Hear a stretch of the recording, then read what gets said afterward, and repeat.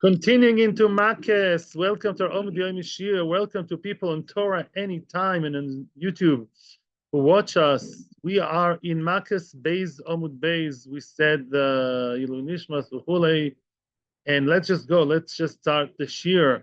We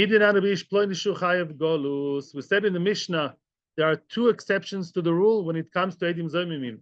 Edim Zomimim are, you know what Edim Zomimim are, I think, from yesterday, right? Good. So Edim Zomimim, who usually get the taste of the medicine that they wanted to give the other. Edim Zomimim, in most cases, if an Eid Zomim is made and he lies, or we assume he lied, the Torah views him as a liar, and therefore he gets to be punished with the same punishment that he wanted to give the accused, the other person. That's always the rule, except for so far two cases. What are the cases?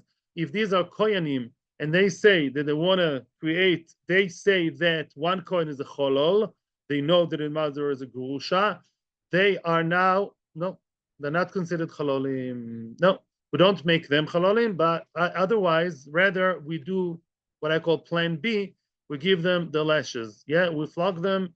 That is the halacha. What about the other thing? The other exception is golus.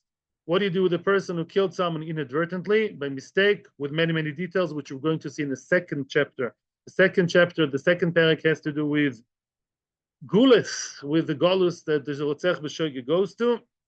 So that if they said about someone that he was Rotzech B'Shoigeg, then they don't get golus, again they get the malchus. Yeah, plan B, we don't do kashal zomam. Frekt the Gemore, mino hanimili, how do you know? What's the source? Why are you telling me that in such a case he doesn't get punished by golus, the Zoimim? Answers the Gemara, Omer Shlakish, the Omer Kro, because the Pasuk says, Hu Yonus el Achas Heorim. When it talks about the Rotzech B'Shoigeg, yeah, in Devarim, Perak Yutes, it says he shall escape, he shall run away to one of those cities, yeah, one of the cities of the Orem Miklat, and the drosha, the diuk is who below zoimimin. Only he should run there, and not zoimimin, not the other edim zoimimim. They don't get the golus. That's it. Now Rabbi Yochanan says, Kal v'chomer. Rabbi Yochanan says, as opposed to Rish Lakish, Rabbi Yochanan argues, and he says, I have my own logic. I can figure it out from my own logic that an eid zoimim would not get golus. Why? Zogt Rabbi Yochanan, Umahu shows maise b'meizid eno goyle. A person who murdered, let's say that murderer would have been b'meizid, yeah, with bad intention. Then what? Eno goyle. He doesn't get golus, right? Now, don't tell me that a person who's made it gets something worse. It's not always true. Let's say you have let's say you have a rotzeach who did something b'meizid, yeah, and there were edim, and we know that he murdered. And we don't kill him. We don't execute him. Why? One example, there was no hasro. There's no warning. That's what the halacha says.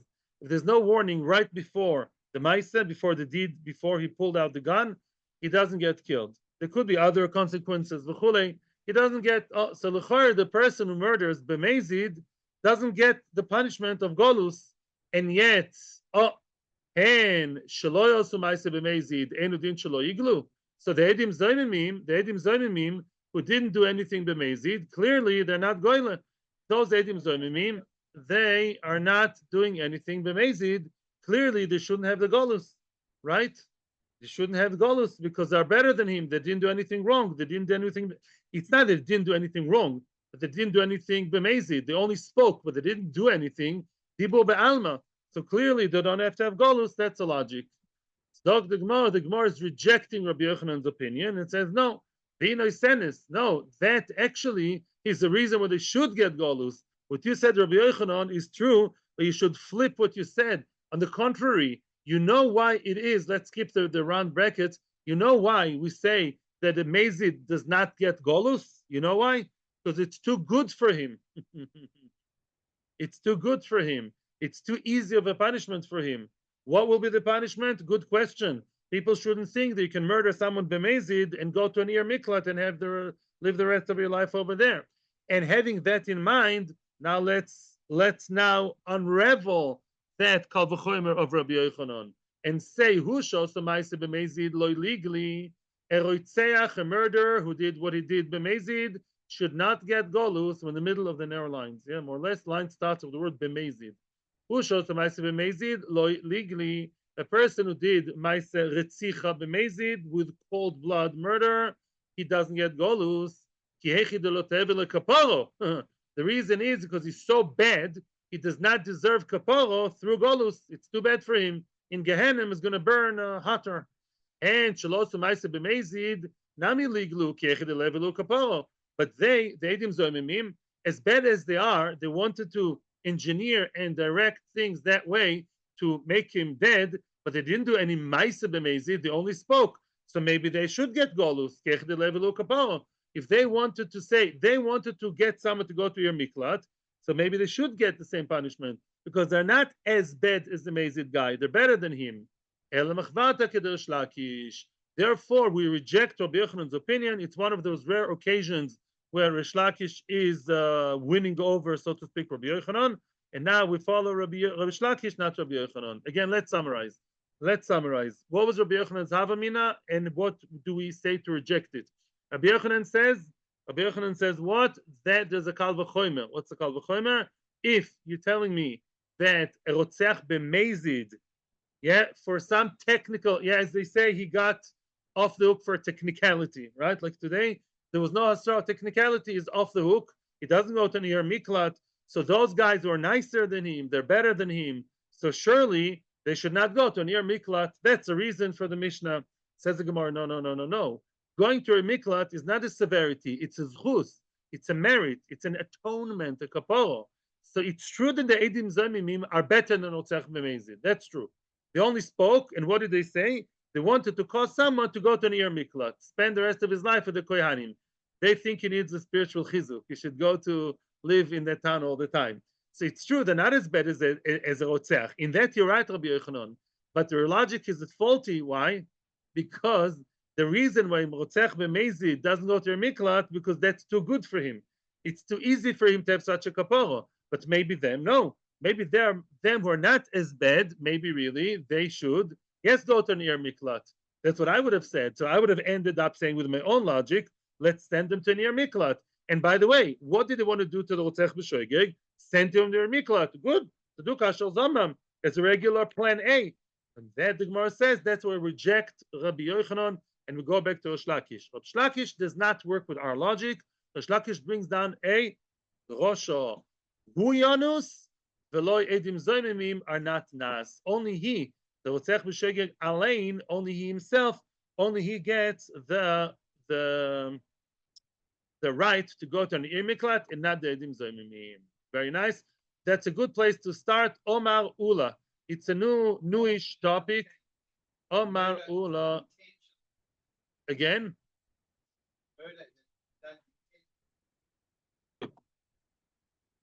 Here comes big fun. Today we're going to see Lomdes Iyun. Today we're going to see Rambam and Ramban. Omar Ula. Remez leidim zomimin menotor minayin. Ula is asking the following question: where do we see that the Torah is alluding, hinting to the concept of edim zomimim? I like your facial expression more than anything else I've seen. Very good. The question is, the Gemara right away is retorting, interrupting the question. Remez leidim zomimim? What are you talking about? Where's the Torah alluding, hinting? Baksiv, it's written black and white. Look, the pasuk is there in all its glory. So what do you mean when you say where's the Torah alluding to it? Where's the Torah alluding to the fact that Hashem created the world? It's not alluded, it's written. Ella, we are reframing the question. Ella remez le'edim zomimim shaloikin menotor minayin. Opa, that's a big one. Where is the Torah hinting to us that edim zomimim have plan B and sometimes they get malchus? Because that's not written. The only einish written for edim zomimim, of course, black and white, is kashel zomam, quid per quote. You did this, you want to do this, you'll get that. Now the Mishnah is coming with a very interesting idea that if they don't have this and that, you don't have kashel zomam, then you have malchus. Said who? That's not written. Where is that hinted to? It says later on in the next parsha, in Devarim Chaf Aleph, it says, in Devarim Chaf Hey, it says V'tzdiku, it talks over there about, I'll tell you what the psukim say over there. I'll start reading the psukim inside in the Gemara. V'tzdiku es a tzaddik v'yoshiu es harosho. Basically, I'll tell you what the pasuk is about. The psukim there talk about the details of how you lash a person. And it says you have to give him 40 lashes, which is really 39. That's another story. And what? You're not allowed to give him too much. If you give him one lash too much, then it's a terrible issur on the side of the lasher, yeah? The one flogging. And that's a source in the Torah. You're not allowed to hit your friend. You know that if you smack your friend in the face, then you're over an issur d'oraisa, a Torah prohibition. Where does it say that? There. Giving extra lash or extra whatever spank when it's not well deserved, then you're chayav. Okay? Now, and the Torah describes you a person who's receiving those lashes, the flogging. And it says, V'tzdiku es tzaddik. It says the people come to Beis Din, very nice. Yeah, there's a war, a fight between two people, a court case between people. I'm reading the pasuk from the beginning. Ki riv ben anoshim. There's a quarrel between people. V'nigshu el hamishpat. They come to the court, ushfotum, and the court judges them, all plural. And then I'm back to the Gemara. V'tzdiku es tzaddik v'yoshu es harosha. They hitzdiku. They justify the tzaddik. And they how do you say no exonerate the tzaddik, but they, what's the opposite? In the Rosha, they convict the Rosha, and then it says once they convicted the Rosha and they exonerated the tzaddik, and then once you once you hit the Rosha, you flog the Rosha, then you have to hit him, and only kederishoso, not too much, not to this. Okay, now the Gemara is asking, end of story. Now the Gemara is asking the question, something in the pasuk, in the order of psukim, the context doesn't make sense. Which means, what do we have in mind when we read these psukim? What do you have in the image, in the screen on your mind, in the imagination? What do you have? There's a good guy and a bad guy. You owe him $1,000. You are tzaddik. You're owed $10,000. Rosha, you have to pay him 10,000. And then what's next? You hit the Rosha. That's not true. In other words, Rishoim who receive Makkos, who deserve to get the Malkus, have nothing to do with Chosh and Mishpat. They're not people who have to do with another party. In other words, the classical case of Malkus is a person who's over an Isra Torah. As Rashi is going to tell us later on, as I told you many times, the default punishment for what? Any Avera is Malkus, eating Chazir, wearing Shatnez, any Avera, it's Malkus. Tzaddik has nothing to do with that. There's nothing to do with a Tzaddik and a Rosha that came together. A case of Malkus should be a case of a Rosha alone. A person is convicted for what? Doing an Issur d'oraisa of Ben Adam Lamokoim. It has nothing to do with the Tzaddik and a Rosha. Because the guy is a Tzaddik, it has nothing to do with lashing the Rosha. It's absolutely out of context. Ela.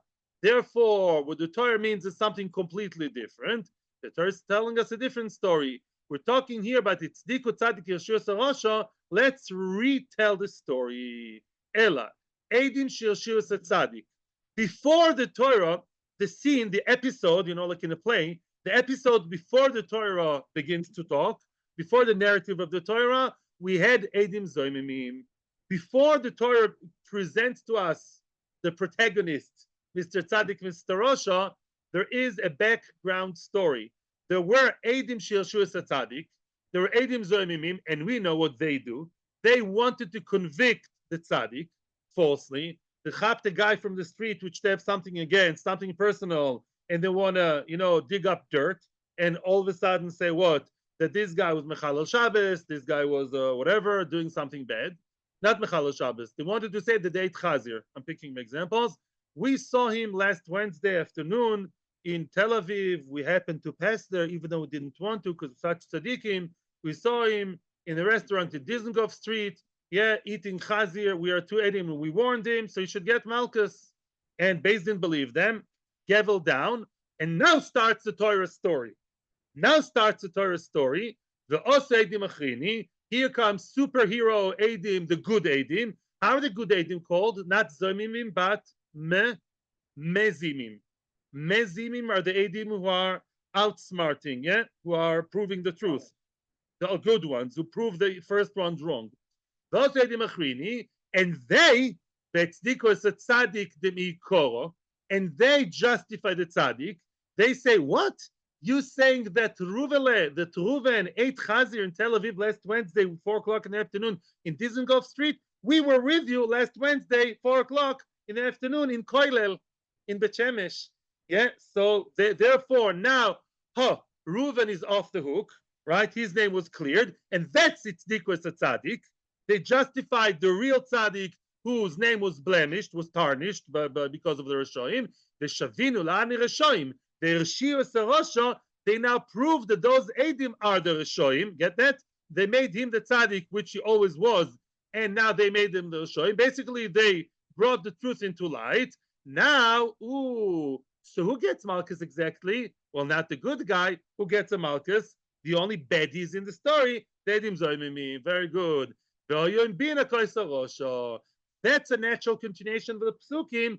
Then you have to hit the Rosho. Who's the Rosho in the story? The Ed Zoimim and his friend, the other Ed Zoimim. I have a Gemara just for you. Yeah, my good friend from the Peanut Gallery. Come every day, Rabbi Sai. Yeah, very good. The Seder. We are in the first wide line. Beis Amud Beis, first wide line. Okay, so we have a very solid source from Devarim Chafei, beginning of the parak. Please look at it on Shabbos. And here we know that Edim Zomim get Malchus. Let me ask you a question. Yeah, before we continue, don't peep, don't cheat. How do you know that I'm not allowed to give Edus Sheker? And because I am a frum Jew, I don't believe in universal morals and just my own moral compass. Where does the Torah say I'm not allowed to be an Ed Sheker? I think it's very cool. These guys are the 10 commandments given to Moses in Mount Sinai. That was a quick one. This guy, he draws like a cowboy. Very good. Basically, what it says in the, have you heard of the 10 commandments? So now it's so it says in the Sefer Dibros, Lotane beracho et sheker. It's on the right one. Yeah, Lotane beracho et sheker. Right? Okay. Tipuk le'efek the Gemara v'tepuk le'miloi tane. Why do you have to find all posuk to tell me that these Edim Zomimim get the Malchus? You should say there is a posuk that it says, yeah, Losir tzach losina flosiginov loisane beracho et shoker. Yeah, the one before the last Dibra, the 9th commandment, as far as I remember, is what? Loitane beracho et shoker, black and white. Don't announce, don't pronounce an edus, which is sheker. And says Rashi, what I told you a million times, that once there's a lav d'oraisa, unless known otherwise, I'm going to read Rashi inside. If you want, you can join me a few lines below where we are. This Rashi is gold because it's basically now summarizing half the Shas. Kol oin shelavin malkos. Any oin shlav automatically is malkos. Ela b'mokom shipir chosh b'oinish acher. Okay. In other words, unless known otherwise, unless the Torah tells me otherwise, the automatic default, it's called in English default. The default punishment, if you don't know exactly what punishment the guy gets, Chazir Shatnez, Nida, I don't know what Malchus. A Kohen who marries a Grusha, remember him from 2 days ago? Kohen Grusha, Malchus. Until, he also has to Mimshacher her, yeah? The Chule. So now, unless we know there's another punishment. Chilul Shabbos is not Malchus. Why? It's Misa, right? If you steal something, you don't get Malchus because you have to pay. There's a different oinish. Continues Rashi. These guys, the Edim Zomimim, you can't give them the original punishment. Which Edim Zomimim we're talking about? Let's say those who said that the guy's a Kohen is a Cholol, right? You can't give them the normal, what I call the plan A punishment, make them Chololim. So fine. If you can't give the normal punishment, the back to default. That's what default is. How do you call it in American? Catch-all. That's a catch-all. If I don't have the specific thing, I go to the catch-all. No. So why do you have to tell me a special pasuk with this whole drama? Tzadik Rosho Pashut. If I have a lav called Lotane, let's put 2 and 2 together. Is there a lav d'oraisa not to lie in Beis Din? Yes. Good. Now, if you can't punish the liar in any other way, what's the default punishment? Boom, Malchus. And we learned that from a different source. Leave that for now. So why do you need the special pasuk here? Yeah, it's a general one. that applies to Kol Torah Kula. Answers the Gemara, no. Mishum dehavi lav she'en bo ma'aseh. As I told you yesterday, not all lavim are Malkus related. Lav she'en bo ma'aseh means a lav that does not involve a physical action, and that is different. B'chol lav she'en bo ma'aseh en loikin olov. Any lav, any Torah prohibition that is only verbal, yeah, unless known otherwise, there's no Malkus. Yeah, let's say a person lied. Let's say a person lied outside Beis Din. Stam, a person told you blatant lie, and you know that he lied. Do you go to Beis Din and give him Malkus? No.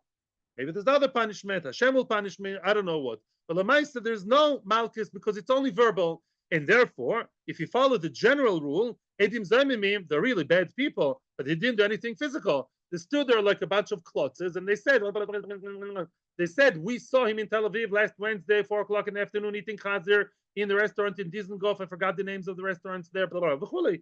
Good. So they didn't do anything physical. And the Torah says you don't give Malkus on such a thing. And therefore, I wouldn't have known that Edim Zamimim get Malkus unless the Torah tells me an exception to the exception. Here the Torah says, oh, very nice. But Edim Zamimim, because of this whole dramatic event of Tzdik Tzadik, Shiur Rosho, then the Torah says clearly, the Torah specifically says, Edim Zamimim swim against the tide, exception to the rule. And in Zamimim, although it's not a physical action, I'm not eating chazir, I'm not boil girl, elamai, I'm just saying something, and then is Chayiv Malkus, in spite of that, because of special posuk. By the way, just a little hint, which we'll see later, how do we know that Slav Sheyesh B'maisa is the only love of Malkus? Because the Isser that's juxtaposed to Malkus is Lotachsom Shor Bedisho. Remember from Bav Metzia, you're not allowed to muzzle, to stop the animal from eating, and that's physical. You took something and you muzzled the mouth of the animal, which is a cruel thing to do while it's threshing. So the Torah is juxtaposing Lav Sheyesh B'maisa to Malkus to exclude Lav She'ein B'maisa that does not deserve Malkus, except for Edim Zamimim. Now, my friends, we know why this Masechet Makkos is connected to Edim Zamimim so much. But Edim Zamimim is the one who's attached to Malkus, as opposed to most other Isurim She'en B'maisa, which is not Malkus. So there's a strong connection between Edim Zamimim and Malkus. Now we begin to clear the mist here from the whole order of the Masechta. Yes, Alan. Okay. No. Second wide line, unbelievable stuff happening now. So far, I'm going to ask you a very easy question. How many exceptions to the rule are there by Edim Zamimim? When are Edim Zamimim? When do they get Malkus instead of getting the real punishment? What are the cases? Quick. No? Why are you looking? When do Edim Zamimim get Malkus instead of real punishment? What are the two cases? When is that? Koyanim and yeah, we all know that. Fine. Tono Bonon, Dalet. Look, there was two. There's four. Tono Bonon. Dalet Von Nemu Be'edim Zamimim. There are 4 exceptions to the rule regarding Edim Zamimim. There were 2, now there are 4. Ein Nasin Ben Grusha Ben Chalutza. That's old stuff. We know that, right? They don't become Ben Grusha Ben Chalutza even if they're Kohanim. Rather, they get the boom, boom, boom. The Ein Goydin La'ari Miklat. We know that too. Why don't they get to go to Ir Miklat even though they lied that Shimon is a Rotzech B'Shegeg? Because the Pasuk says, Hu Yonus and not them. Here comes number 3. Then Mishalmin es a Koifer. Number 3, that's a new guy in town. Welcome, Koifer. And Mishalmin es a Koifer means what? In Bavakama, we've seen that a lot. A Koifer is the punishment that the owner of a bull was a Shor Muad. Short time is a Machloikis actually, Chatzi Koifer. But everyone agrees before in the Torah. If a Shor is a Shor Muad, right? Okay, is a Shor Muad who killed 3 times, and now that Shor Muad has to be killed, and he's be killed. No. Killed is when he killed 1 time.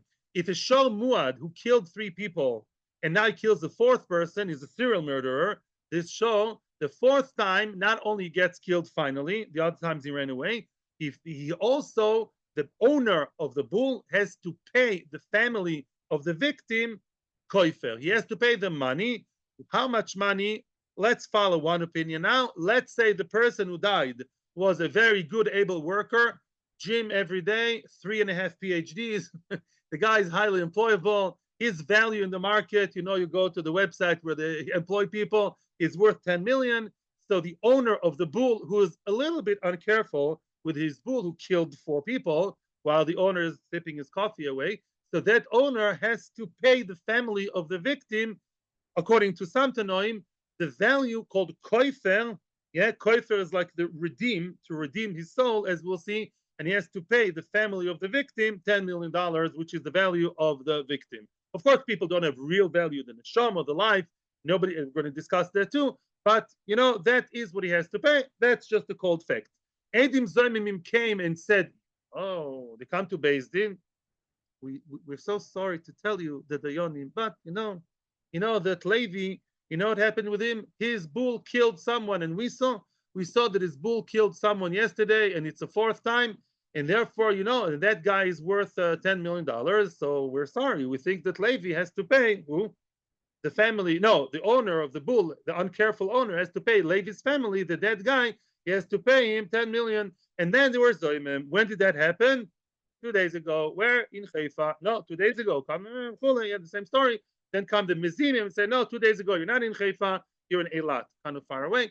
And therefore, no, so let them pay koifer? No, they don't pay koifer. They don't pay the koifer. They wanted him to pay 10 million. Maybe they should pay the owner of the bull 10 million. No, they don't pay the koifer. We're going to see why, what, where. These are just the facts. Everything will be discussed. This is just translation to English. Now, fourth case, then in Kohen Be'evid Ivri. Let's say they said about someone, we're so sorry, Beis Din, to inform you that Mr. Binyamin is a thief and he stole, and Binyamin has no money to pay back. So Binyamin will not, he has no money whatsoever, not at all. Binyamin will have to end up selling himself. Beis Din will sell him as what? Eved Ivri. He'll have to now be the Eved Ivri for 6 years, and it came out that they're liars. They were Muzam. Now they should be the Eved Ivri. Now they should be an Eved Ivri in some Jewish, nice Jewish family's house. No, we don't say that the soul is Eved Ivri. Okay? So far, just the facts. I'm on purpose avoiding a lot of things, just telling you the facts now, and everything will develop. Mishum Rabbi Akiva Amud. Now, Rabbi Akiva says something, very, very important. Rabbi Akiva adds a fifth item to the list, and he says, Af'ein mishalmin al pi atzman, full stop, period, which means, this is something very, very important for you to know. It's one of the details which, as I told you, as we go along, things are developing. Ein mishalmin, upon their own admittance, upon their own confession. That's what we say, which means, I never told this to you before, but Edim Zoimimim don't right away pay. Let's say Edim Zoimimim made someone pay money, wanted to make someone pay money. The Beis Din, as you say, they, boom, put down the gavel. Upon those two Edim Tzadikim Gmurim, now Reuven has to pay Shimon 20,000 shekels, boom, and he's about to pay him 20,000 shekels. And in running to Beis Din, superhero, da da da da da da da da. The Edim Mezimim, they come to reveal the truth. They are the goodies. And they say, no, you're saying the Reuven stole 2 nights ago, 12 o'clock at night. Imanu item, you're with us in the koilel. So now what do we say? So now they said that he stole, right? Whatever they said. Now, do they right away take out of their pockets 20,000 and give it to the accused? No. He now has to start a court case. It's a new file opening in court. Get what I'm saying? In other words, now he has to be toveya them. He starts now a legal process toveya them that they're edim zomimim, they have to pay him. Yeah, let's say, I'll give you the following scenario. Let's say edim zomimim were caught with egg on their faces. Everybody knows they're edim zomimim, and conceptually now they have to pay him 20,000.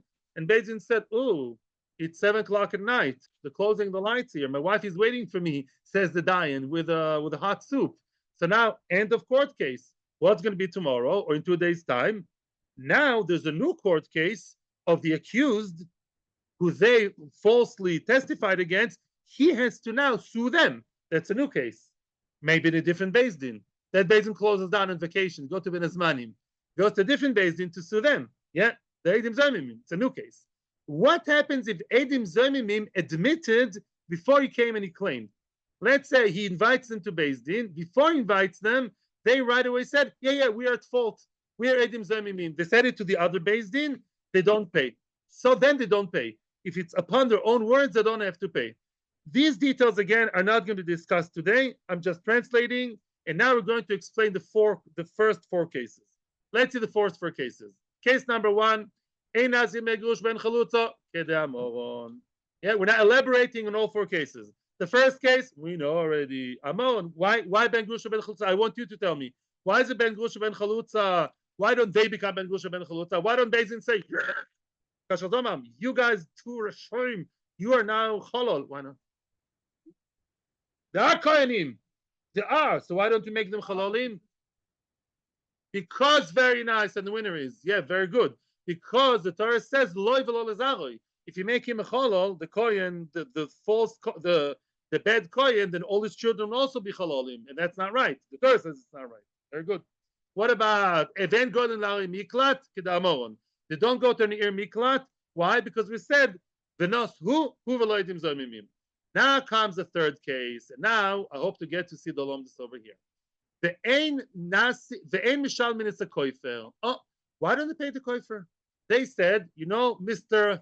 P.O., bull owner, he's the one who's a mechutzef guy, and he didn't look after his bull, and now the bull gored someone and killed him, and he should pay the value of the person. Yeah, he was worth 10 million. Now they don't, and they're false. They came out zoimimim. They don't pay the owner of the bull 10 million. Why not? And the gavel was down. Why not?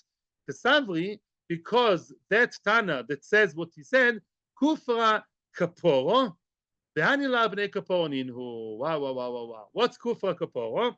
There is a question like that. The Gemara in Bava Kama discusses what's the idea of paying for a dead person. Can you really have the value of the dead person? Some say no. It's a kapara. What does kapara mean? Yeah, before we see the machloites, kapara means basically it's to atone. When you bring a korban because you sinned, it has nothing to do with paying or the legal system. You have to be mechaper on your bad deeds, and you do it by bringing a korban. What else can you do? You can fast. I'm not joking now. You can fast. You can give tzedakah. In the past, people used to roll in the snow, to naked, to give kapara on the earthly pleasures. That's all what's happening here. In other words, although it's happening within the confinement of Beis Din, it's not regular payment. When the bull owner pays the weeping, crying family of the dead guy, he's not really paying for his value. He's atoning for his soul. And I will tell you even more. He would otherwise get misa bidei shamayim. Balashor yumas bidei shamayim. If he doesn't want to get misa bidei shamayim to have an early death, it's kedai to pay the 10 million, to pay whatever the value is, and not be dead by shamayim. But be'etzem, it's not a payment as you pay for the cottage cheese that you buy in the Makkolet, or you pay for the stolen goods, or you pay the salary of your worker, which you kept. It's a payment to atone for yourself, and it's exercised through paying to the family. The hani, those edim zomimim, lavne kaponinu. They don't get that kapara. In other words, they're not kapara, says Rashi, because their bull didn't kill anybody. The idea is, now we have Machlokes Rishonim to explain it, but even a general explanation, they don't get kapara. When you come to talk about the dinim of Beis Din, X owes money to Y, the edim zomimim are in the equation. My name is, let's say the edim zomimim are called A and B. Yeah, back to math. A and B are made that X owes Y money. So now A, B are in that equation. They also now owe money to X. But if I say X has to be atoned, like I said, X has to roll in the snow to atone for his sins. I don't have to roll in the snow, because we're not really talking about Beis Din items. We're talking about the personal kapara, his personal journey. Then has to have kapara. He has to have kapara. The Ramban says even more.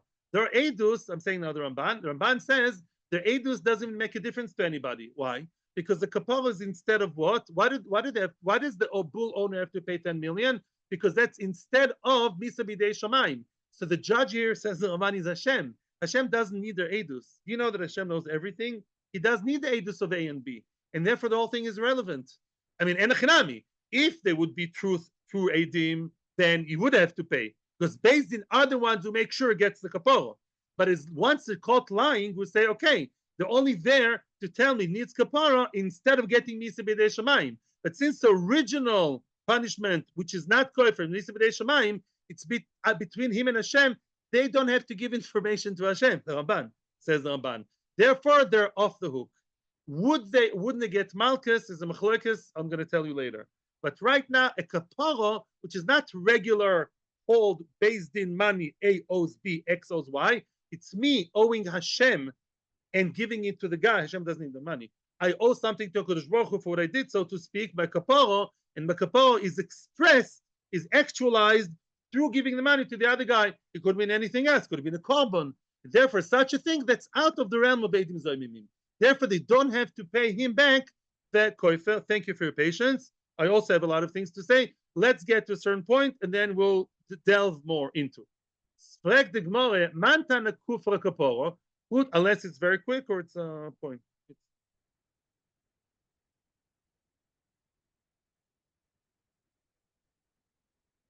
Yeah. No. Misa b'dei shamayim. The owner never gets misa b'dei odom. No, not true. Sure, that's first time already. No. I said gam be'ol of yumas, which you read in the Bible. Be'ol of yumas. Look at Rashi. Rashi says b'dei shamayim, not the people. Man tana kufra kaporo. Who's the one who believes that koifer is a kaporo and not mammon? Believe it or not, there is a machlokes tanoim. Yet that koifer can either be kaporo, like we said, or koifer can be payment. Yes, you have to give payment. Of course, people can't be measured with money, but they can. You can buy an eved halachically. If I was to be sold as an eved, I would be worth X, you'd be worth Y. Which Tana follows what we just said now, that the payment of koifer for the guy who was gored by the bull is kapara? Who is that?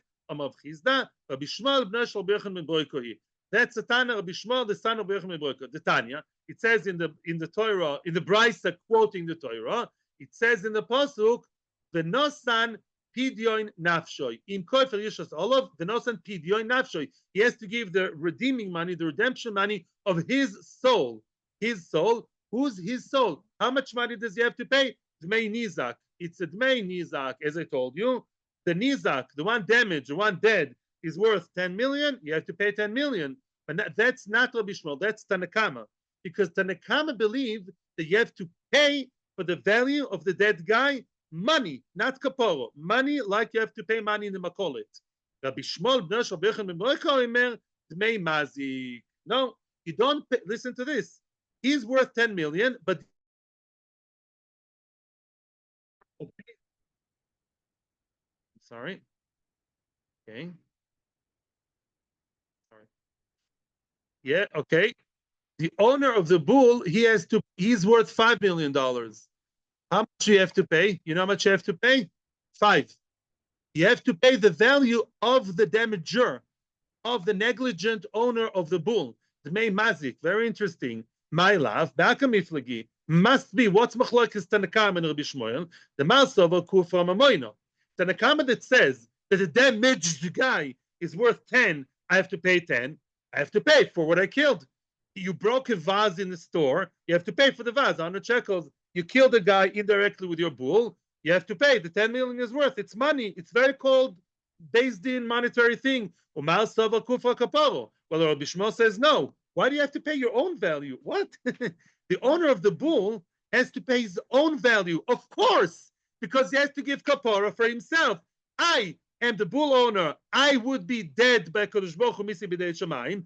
I have to pay my value because it's my journey into kapara. Therefore, it has to be 5 million. So, the only opinion that holds that kufa kapara is only Rabbi Shmuel, and it's not so good because we want to say this brisa, which is a stam brisa, is following an exceptional opinion of Rabbi Shmuel, not the mainstream opinion. Therefore, says the Gemara, no. Papa, no. Papa is reject. It's true, maybe what we said, but not necessarily so. It's not proven. Loy, says Papa. You're misinterpreting Tanakam and Rabbi Shmuel. The kula alma kufra kapara really makes much more sense to say kufra kapara. Koifer is what? Atonement, kapara, slicha, mechila kapara, something similar to korban or rolling in the snow. Really lekula alma. The machlokes is a technical machlokes. Malsava b'denizak sheminan, malsava b'demazik sheminan. All good. Conceptually, everyone agrees that people are not worth money. You can't pay for what you did as you're paying for a bag of bamba in the makolet. Everyone agrees it's what? It's a kapara. You, Mr. Bull owner, you are in trouble now with the Kadosh Baruch Hu. You owe your judge to Misa B'dei Shamayim. How do you get out of it? Okay, that's a technical question which we're going to discuss now. The Nakama says you sham, you evaluate, you estimate your kapara. How does Hashem like you to pay the kapara with the value of the nizak? You did damage that weeping family and you took away from them a person worth 10 million. Please pay them 10 million. Or bedemazik sheminan. The other opinion of Shmuel says no. I'm atoning for my soul, so I have to pay my value, and I'm only worth 5. But be'etzem, everyone agrees that the air about it is what? The idea in general is kapara, and therefore back to square one. Edim zemimim, they have nothing to do with kapara, right? They're not into kapara b'chalal. They're paying for payment. Yeah, if I made him pay him something of debt, Beis Din, bank, statement, that's the world of Edim Zamimim. But to make someone have kapara, Edim Zamimim are just not connected to that, and everyone should agree to that. One more line, 2 more lines before we go into the iyun.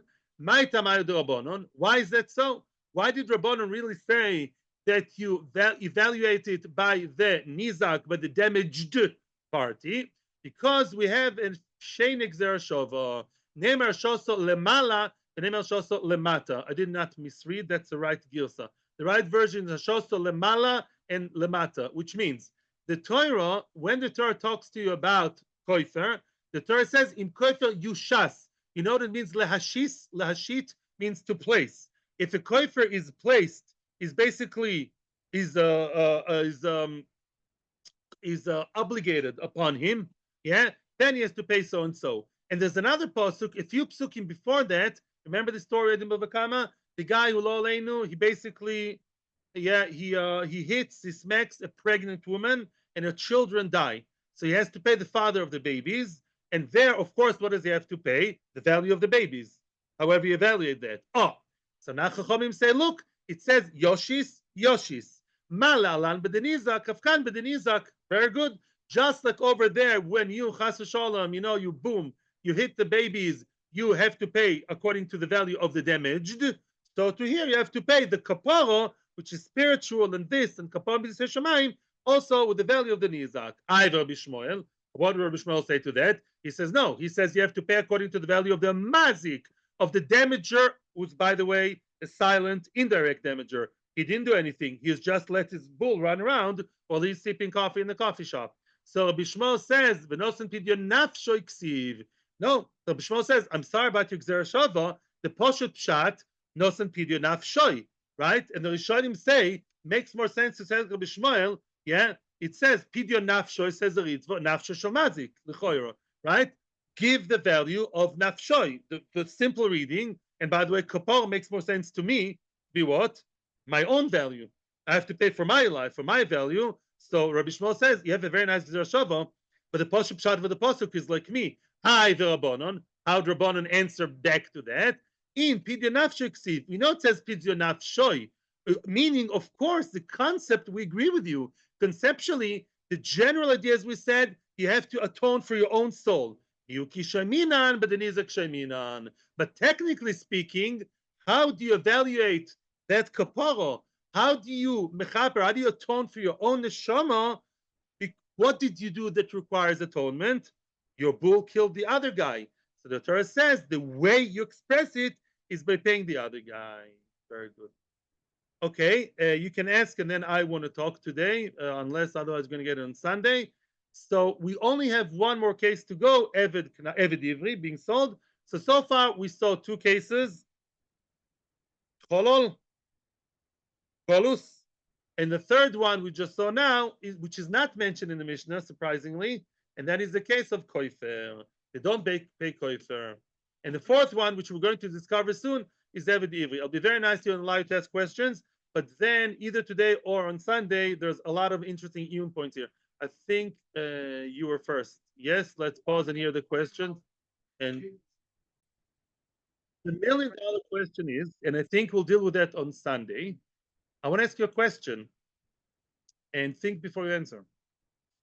Those Eidim, Zomimim, who wanted to make, no, it's okay, I can keep it closed. What did they do? They wanted to make the bull owner pay money to the family of the dead, right? Who's either dead or alive. And now we don't do anything to them, meaning they don't pay him back. They wanted to make him pay 10 million. We don't pay 10 million. They don't have to pay 10 million. Do they or don't they get Malkus? Do they go for plan B or don't they go for plan B? In the Mishnah, we saw that when Kasher Zomam doesn't work, we have a default, boom, boom, boom, boom, Malkus. Here, from some reason, the Mishnah only mentioned 2 out of 4 cases. But we do have 2 other cases, basically Koifer and a Ganev who should be sold as a slave. And we said that they don't get the Kasher Zomam, they don't pay the Koifer, they're not being sold as slaves. Do they get Malkus? Yes or no? Is a big Machlokes Rishonim. And there's a lot of lom this year. No, the gavel was put down. Otherwise, we don't even begin. It was put down, but nothing really happened. But the gavel was put down in all cases. The question is, do they or don't they get the Malkus? That is going to be, we're going to be in tenterhooks until Sunday. No, give me a reason why yes or no. No, give me lomdis. Give me good lomdish reason why yes or no. No, who says they need it? No, no, no. It is a case. They get Malkus.